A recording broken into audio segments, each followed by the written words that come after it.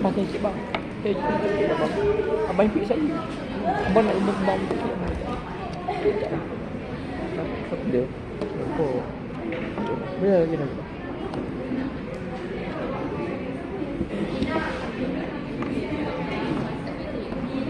Good morning, everyone. Morning. Happy birthday to you. I'm Fadzleen and this is Fong and Fadzleen. Today we are going to present the Week 6 tutorial of EDUP 3113. And our question is, suggest and demonstrate effective teaching and learning activities based on behaviorist learning theory. Discuss how knowledge of this theory can help teachers implement learning and teaching as well as the extent to which teachers can apply this theory in the classroom. So now I will pass the presentation to Fadzleen. Okay. So let's start with behaviorist theory. What is behaviorist theory? So to summarize, behaviorist is all behaviors, the students' behaviors are learned through interaction with the environment. And it helps teachers to understand that a student's whole and environment and lifestyle can impact their behavior and helping the teachers on how to assist the students. And the teachers will give information about the learning and the stimulus response to the students who are active. The teachers will give the stimulus repetitively, and this helps students to remember what response they should give to the stimulus. So now I'm talking about activities that can be carried out based on this theory. Activity that can is turtle box. Students can be rewarded for good behavior individually or group using a turtle box system. For example, when they are trying to answer a question or they are looking for answers, teacher can reward the students to motivate them to participate in class. So first, you need to make or purchase a box to begin, and between this small gifts or things such as pencils, erasers, scissors, sheets, and etc. And then teachers have to establish a point system that allows students to choose something from the box as a reward after achieving goal. And then this technique allows students to respond the stimuli, which is the treasure box, and thus they will remember to behave to get the gift. Now I pass the presentations to Fadzleen. Okay, so just to justify the activity. So this activity is a response to the operant condition method as we have learned from the behaviorist theory. This is because this activity enhances students' response to the stimuli of the teachers when they give the students gifts, when they achieve good behavior, such as giving correct answer in class or trying to answer the question people think is wrong. So the students will know what to do and when to do. As an example, when the teacher asks a question, they will know, oh, I need to answer to get the gift. So this will make them more attentive in class and encourage the passive students to talk in the class. It encourages the students to do something to achieve the gift. Understood? Yes. I'll give to the gentleman. Okay, now I'm going to talk about the pros and cons of this behaviorist theory. Okay, this theory can help teachers to identify if the learning objectives are achieved. Since the teacher got the chance to give instructions for the students for them to react to, so the teacher can predict the outcome of the students. That's why they can know if the students really understand her request or not. Okay, the next advantage is the students are encouraged to do something out of their comfort zone to achieve something. Like what Fadzleen just said, passive students, they are more comfortable for being like, they don't want to talk much in class, but because of this theory and because of that activity, the students are encouraged and they are motivated to talk in the class. Okay, the next advantage is the repetition of stimulus reinforces behavior. This I would like to talk about. One example is like behaviorist theory is all about repeating something. So remember when we do our NX, although we don't really know what the formula is about, But since we have did so many activities about that particular formula, so that we can apply it in our exams. Okay, now there's the disadvantages of behaviorist theory. This theory focuses less on cognitive development because, like what I have said just now, the teachers give instructions, then the students follow without understanding what is the reason behind the instruction. So they won't be developed. They will only know how to respond to the teacher's instructions instead of thinking by themselves what they should do. Okay, the next disadvantage is the students rely heavily on instructions. It's like, you know, the hammer and nail. When we knock the nail, then the nail go in a bit. It's like when the teacher gives instructions, the students move. The teacher gives instructions, the students move. If the teacher, he or she forgot to give the instruction, then the students will like, oh, I don't know what to do now. Okay, this is the references that we use when we are making these slides. And thank you.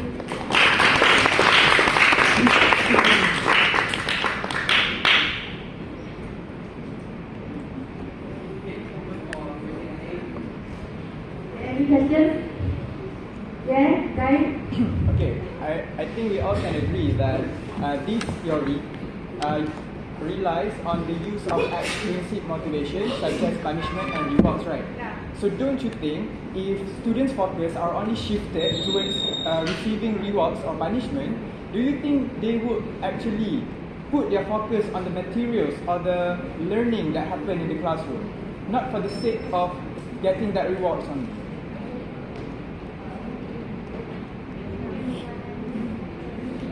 Actually, the reward and punishment is a motivation for them to be more attentive to class. Like I said just now, right? The justification of the activity is that the students will be more attentive to class.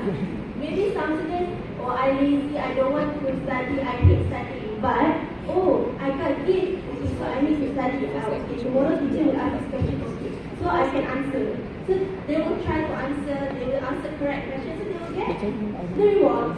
If they didn't do, they lost, they are lost. It's just that we are not Any more questions? Yeah? Okay, about the disadvantages of behaviorist theory, we are also aware of it has got advantages.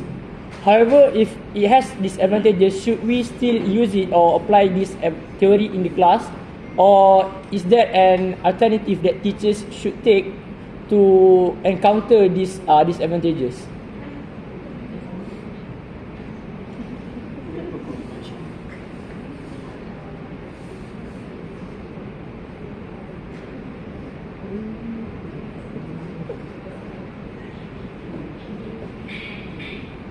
As you can see, I don't know if my research is not that full or not, because as you can see, there are 3 advantages here and 2 disadvantages here. So for me, because this behaviorist theory is kind of a traditional way in teaching, although the Kementerian wants us to be innovative, but since we are teaching is a very traditional occupation. So we still have to give credit to the behaviorist theory, because since at the end of the day, we want our students to understand something from the lesson. So behaviorist theory is definitely one of the best and the most common ways in teaching. Yeah. Does that answer the question? Yes, thank you. Yeah.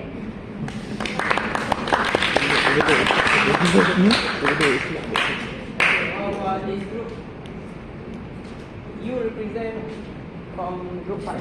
Yeah. How about group 4? Ask question.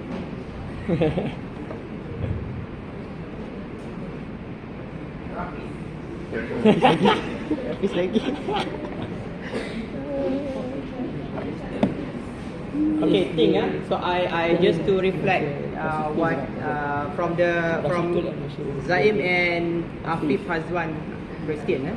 So actually for the behavior theory, like you say, traditional Okay, but it's very effective right now.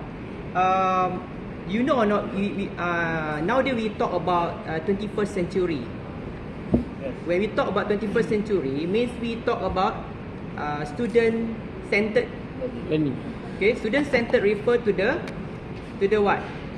To the activity. Yes. So as a teacher, we have to plan for the activity that among students they can improve their friends punya performance. Okay. For the previous topic about the what you call a treasure box, right? Treasure box. Yes. So you talk about the reward, right? Just now reward. So reward is one of the activity that involve teachers and students. Is that 21st century or not? Teachers and students. Yes. 21st century. Is that we can classify as 21st century? This is not really. No. This is student-centered. There is a not student-centered. Okay. There is a teacher-centered. Okay. Teacher-centered learning. So that's why you say just now. Remember or not chalk and talk? Chalk and talk refer Yes. to teachers and students. So reward come from teachers. Okay. So behavior, I agree with you. That is a traditional, but you can implement in your class. Okay. Don't say traditional, but still we are still using that kind of method. Okay. Question from this room. Then the students need to give reward to the teachers. Can you explain about the treasure box again? As if you refer to our tutorial question, you have to demonstrate. Can you demonstrate your tutorial treasure box? Okay, we apply student-centered learning for your group only. Enough for your group, not that group. That group still thinking about the question. Okay, can we start? Yes. We have a student here. I am the hyperactive student. Wow. Alright, can It we is start? this student. Demonstrate. Treasure. Teacher, what are we going to learn Can today? can Can. I select some actors? Okay, if I go. Okay, now time you are the active one. Okay, then who is the passive one? Pati, you are the passive one. Yeah. Okay, so now the story is like, now Fong is the teacher. She will ask you questions. She asked 2 questions.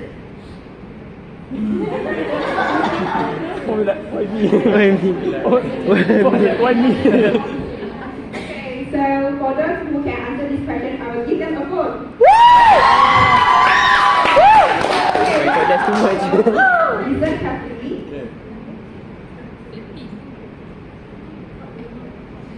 Okay, what?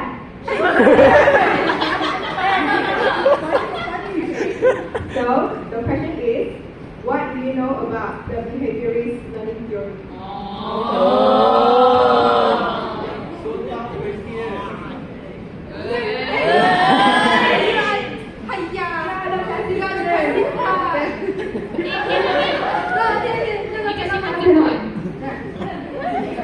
Ask leader lah. Ask leader.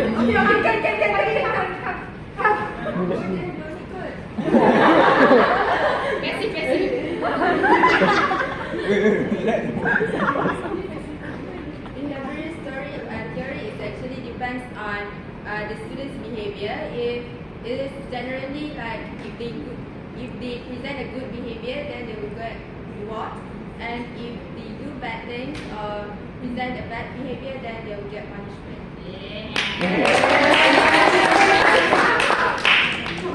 Take the phone. Yeah. Tekan apa? Nak handphone. Ada, I'm jealous. Congratulations.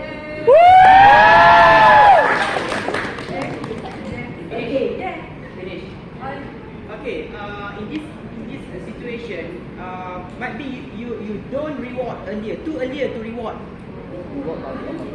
Okay, only one student answer the question, then you give reward.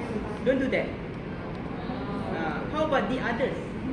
Zaim ni, we have a lot of things. He trying to speak, waiting you. Okay, then how about Irfan juga ni, tak sabar nak jawab soalan. Okay. We modify the thing. Yeah. Okay, you can apply this kind of method. If like say, okay, you don't reward. Okay, you ask Zaim to, you can just randomly you ask. Okay, maybe Irfan also. Then you try to reward each of them. Then try to make it more elaboration. Try to expand the thinking, the topic, the reason, so many things. Okay, try to expand. And then after finish everything, so just reward each of the student.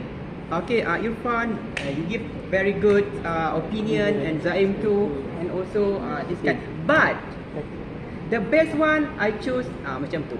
But what if the student doesn't like the reward? So they don't get interested. Hey, suka orang you. Student don't like iPhone. For student don't like iPhone. Okay. For this kind of situation, we cannot satisfy everyone. Okay. But we can try. We can try this method to implement in class, but based on the condition. Okay. So for behavior, we have two conditions: operant condition, and second one is what? Classical condition. Yeah. So we can try to implement in class. Okay. There's a treasure what? Treasure box. Treasure box. Just ask the question only, then give reward. Only question is right. Is anything that shows as a good behavior. They can do anything in the class that seems to, in the eyes of the teacher, is good, such as help their friends. Also, maybe try to answer, even they give wrong answer, and also to the one who give correct. If we have a problematic student, I will also lazy. Maybe the teachers may try to stimulate the students by giving that particular person a question like all of us have been in the class before, and there will always be one student that the teacher always attacks. Can you give me example for the reward? Just now you give iPhone. So how about the next day? Next day. For example, very cheapest one. Pencil. Erasers, sticker sheets, maybe chocolates, maybe some sweets, anything candy, and anything that is suitable for them. Okay, like what I say for the previous tutorial, we have to invest. Okay, invest your money for the teaching and learning. Okay, strategy. Yeah. Okay. Anything? Okay.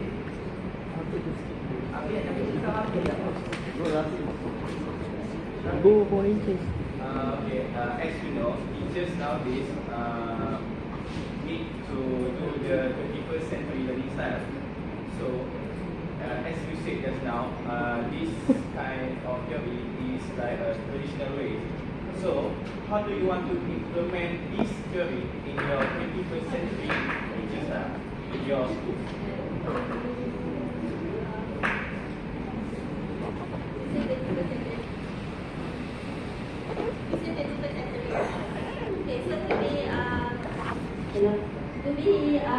To implement this kind of behavior, it doesn't have to be based on the teacher solely. Our activity say the teacher must give questions. But I think all of us have been in class when the teacher said, I want you to find some information about this and this. Who gives me the correct list? I will give some gift to them. I will give some gift to all of you, to any of you. Right? So, in my opinion, this thing is student-centered learning because the student has to find the information and tell the teacher, not waiting the question to pop up from the teacher. So, the student will have to, oh, I need to do this, I need to do more research about this, so that in the class I can do better. Maybe I will get give more after this.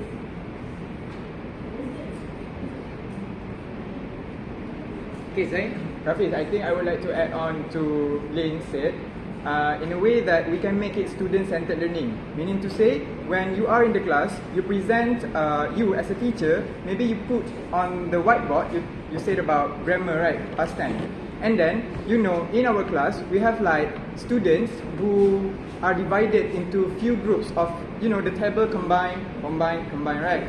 So this table will ask the question to these tables, group of students, and then these students will ask the question about that particular topic put on the whiteboard to this group of students.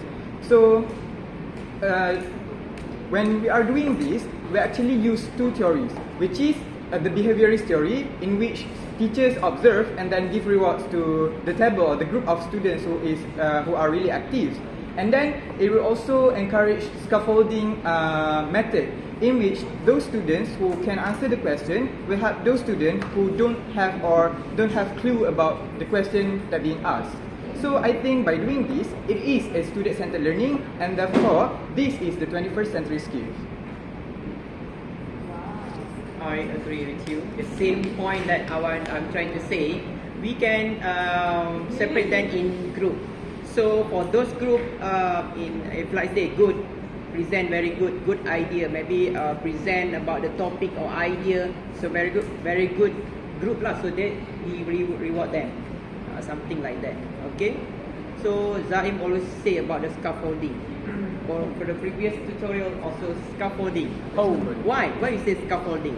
I don't know. I just like the idea of scaffold because when you teach people, you actually teach yourself. So while you improving, your friend also improve. Right? Yeah. Scaffolding is the way we try to improve step by step. We build up, like what you say, block. What block? Ideas building block. Ideas building blocks. Okay. We start from the base and then we can create more. Okay. Conclusion. Your group.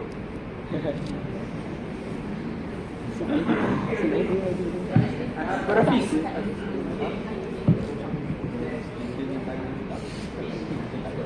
Okay, which part we go to?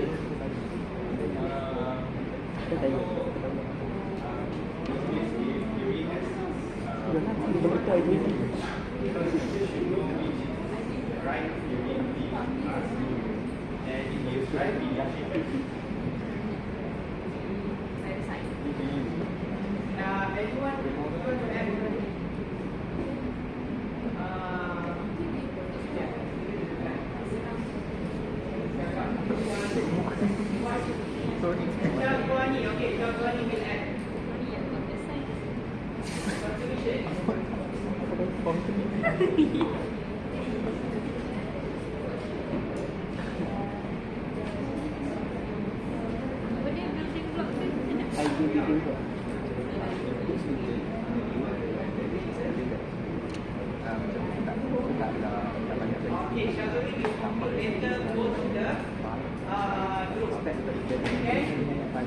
group? Okay, thank you very much.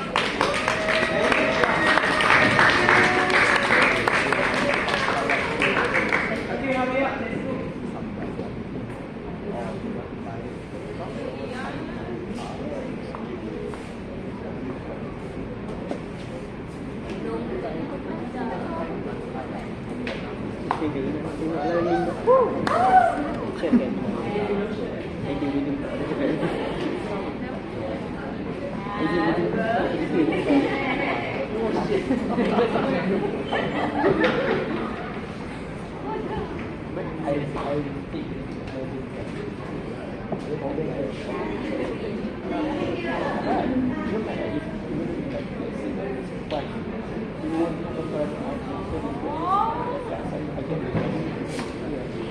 Okay, very good morning everyone.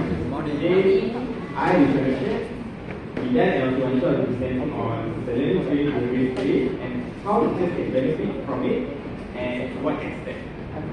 Okay. First, let us look at the behaviorist learning training. Okay.